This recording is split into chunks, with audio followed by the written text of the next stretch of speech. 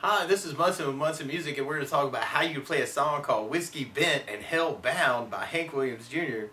And it starts out with a really cool lead lick where you take 7th fret on the G string and kind of do a hammer on the 9th fret. So you're going to take the 3rd finger and kind of press them down hard enough to kind of get the sound to carry from 7 to 9 on the G. And then we're going to do that same idea from 8th fret on the B string to 10th fret on the B string. And then we're going to take 10th fret on the B string and kind of do a bend.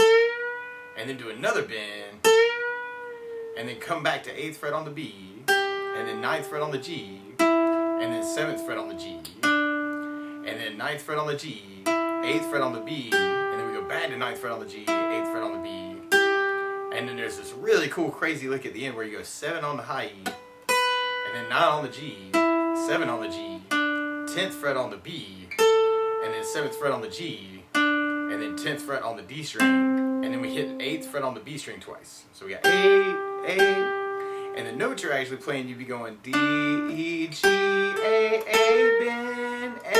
bend, G, D, E, G, E, G.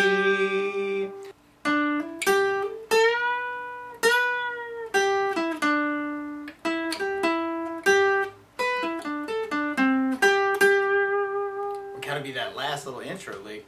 And the chords that would back that up actually would kind of start on that G major.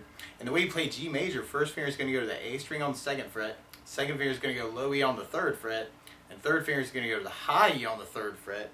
And if you strum all those together, that sounds like G major chord, and it sounds really, really happy. And then from the G major on the intro, we'd be going to a D major chord. And the way you play D major, first finger is going to go to the G on the 2nd fret, the second finger is going to go to the high E on the 2nd fret, and third finger is going to go to the B string on the 3rd fret. And if you strum just the D, G, B, and E, kind of the skinny 4 strings on the guitar, that sounds a D major chord, and it sounds really, really happy. And then from the D major, we end up going back to the G and doing kind of a big down, and then we kind of kill it. But a lot of times with a song like this, to make it slightly more interesting, I like adding something called a strum pattern. And one of my favorite strum patterns for a song like this is down, down, up, up, down, up. So if you took the G major and just tried that a lot, you'd have down, down, up, up, down, up, down, down, up.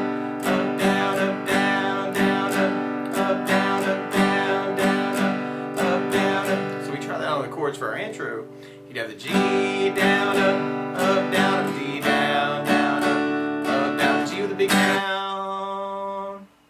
And then when we get to our verse part, we start on G major, and then we do another G major, and then we go to C major. And the way you play C major, first finger is going to go to the B string on the 1st fret, second finger is going to go to the D on the 2nd fret, and third finger is going to go to the A string on the 3rd fret. And if you strum all those together, that sounds a C major chord, and it sounds really, really happy. And then from the C major chord, we're going to be going back to G major. And then we do another G major, another G, and then a D, another D, G major, G, C, G, G, and then a D, and then G, and then we kind of have a stop time at the end of the verse where we got 2 downs, and we kind of kill it. So we tried that with our strum pattern. We'd have G down, up, down, up, G down, up, down, up, C down, up, down, up, G down, up, down, up, G down, up, down, up, G down, up, down, up, D down, up, down, up, D down, up, down, up, G down, up, down, up, G down, up, down, C down, down, up, down, G down, down, up, down, G down, down, up, down, D down, down, up, down, G down, down, up, down, G down, down. And then we kind of be going into our chorus part and kind of repeating that. A lot of times with a song like this, though, to make it more interesting, I like adding something called basses. And what I mean by that is, like on the G chord on your first down, you could do a bass note on the low E string and then do your down, up, down, up. So you got G with low E bass, down, up, down, up, G with low E bass, down, up, down, G with low E bass, down, down, up. And then when we get to the D chord, you'd be doing the D string for your bass. So you got D with a D bass, down, down, D with a D bass, down, down, D with a D bass, down, down, up. And then when we get to the C chord, you got the A string for your bass on your C chord. C with an A bass, down, up, down, C with an A bass, down, up, down, C with an A bass, down, up, down, up. So we tried that through our form.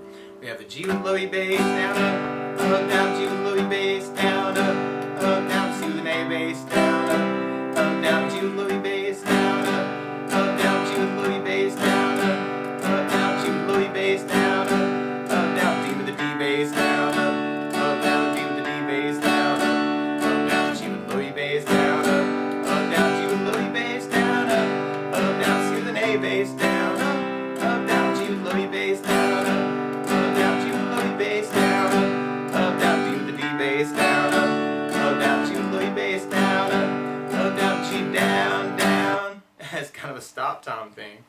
And then basically we were repeating that. We do have a solo that kind of abbreviates part of that form, where we'd have G with the low E bass, down, down, G with low E bass, down, down, C with an A bass, down, down, G with low E bass, down, down, G with low E bass, down, down, D with the D bass, down, down, G with low E bass, down, down, G with low E bass, down, down.